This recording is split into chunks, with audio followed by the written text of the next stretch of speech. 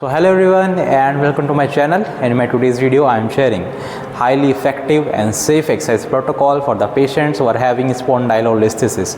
Spondylolisthesis simply means when there is a slippage of one vertebra over the other.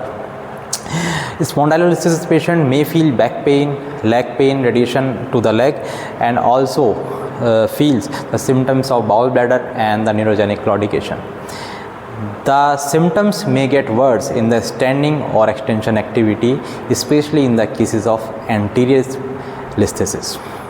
So there are 4 grades: grade 1, grade 2, grade 3 and 4 of the spondylolisthesis. So let me tell you, grade 2, 3, 4 are the very worst cases, and in these cases the surgical intervention may be needed. Physiotherapy treatment alone might not work, but in grade 1, by physiotherapy treatment protocol you may achieve a better recovery and stop the progression of the worsening of the disease. So let's start with the practical demonstration of the exercise that can be prescribed to the spondylolisthesis patient. तो first exercise is posterior pelvic tilt with leg movements. इस exercise के लिए करना क्या है, सबसे पहले patient को अपने दोनों हाथ चेस्ट पे इस तरह रख लेना है. अब पेशेंट को हमको बोलना है कि वो अपने जो पेल्विक है उससे पोस्टीरियर टिल्ट करे इस तरह.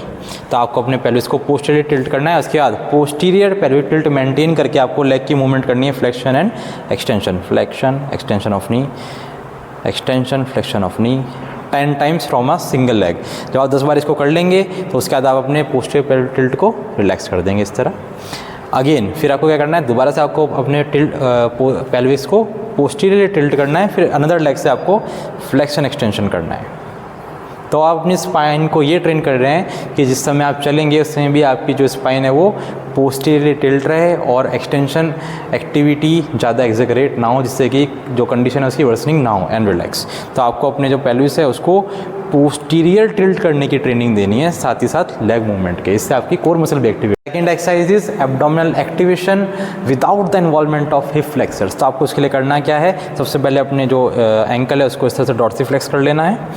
डॉर्सीफ्लेक्स करने के बाद आपको अपने जो हील्स हैं उससे प्रेशर डाउनवर्ड लगाना है, जिससे कि आपकी back of the thigh muscle activate रहे. उसके बाद आपको करना क्या है, आपको अपने दोनों हाथों को इस तरह से इंटरलेस कर लेना है. कहाँ पर, सिर के पीछे.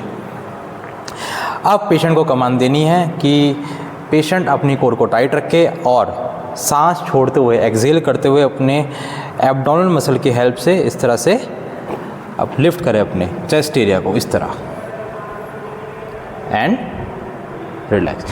कोशिश ये करनी है कि जब आप लिफ्ट करें तो आपकी जो शोल्डर ब्लेड्स हैं वो लिफ्ट हो जाए और आपकी एब्डोमिनल मसल एक्टिवेट हो जाए. Again exhale and inhale. तो आपको एक्सहेल करते हुए ऊपर जाना है, बेंड करनी है अपनी ट्रंक को, और इनहेल करते हुए वापस आना है. सांस छोड़ते हुए जाना है और सांस भरते हुए वापस आना है. ठीक है, तो आप फिर से करेंगे. एक्सहेल, सांस छोड़ते हुए जाइए, होल्ड एंड इनहेल.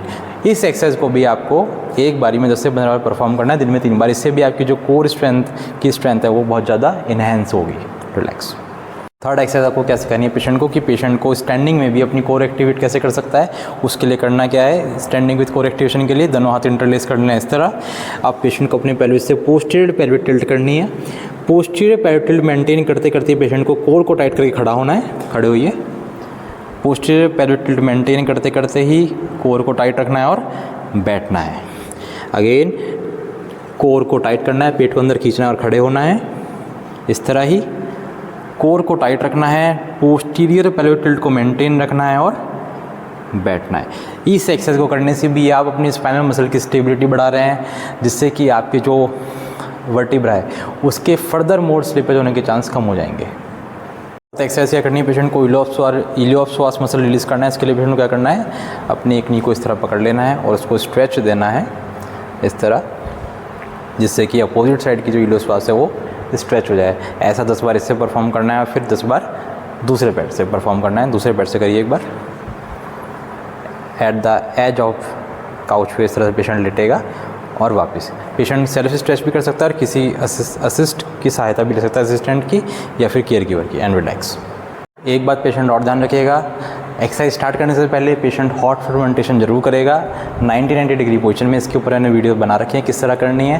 तो आपको हॉट वाटर बॉटल बैग कमर के नीचे लगानी है, साथ में इस तरह ऊंचाई का एक स्टूल ले लेंगे और उसके पैर रख के इस तरह लेट जाएंगे। तो इस पोजीशन में रहने से भी पेशेंट को काफ़ी ज़्यादा रिलीफ होगा। और ये आपको एक्सरसाइज करने से पहले परफॉर्म करना है 15 मिनट के लिए। रिलैक्स। तो जो मैंने आज ये एक्सरसाइज बताई हैं, इसमें जो हमारा मेन एम है वो कोर को स्ट्रेंथन करना है, स्पाइन की स्टेबिलिटी बढ़ाना है और जो डिजीज़ का फर्दर मोर प्रोग्रेशन है उसको रोकना है। इसके अलावा भी बहुत सारी एक्सरसाइज हो सकती हैं, पर ये एक्सरसाइज बहुत ज़्यादा इफेक्टिव है। तो आप इन एक्सरसाइज को स्पॉन्डाइलोलिसिस पेशेंट ग्रेड 1 में जरूर ट्राई कीजिए, जिससे आपको बहुत बेहतर रिजल्ट मिलेगा। So let us know your feedback in your comment section. Till then stay connected and thank you.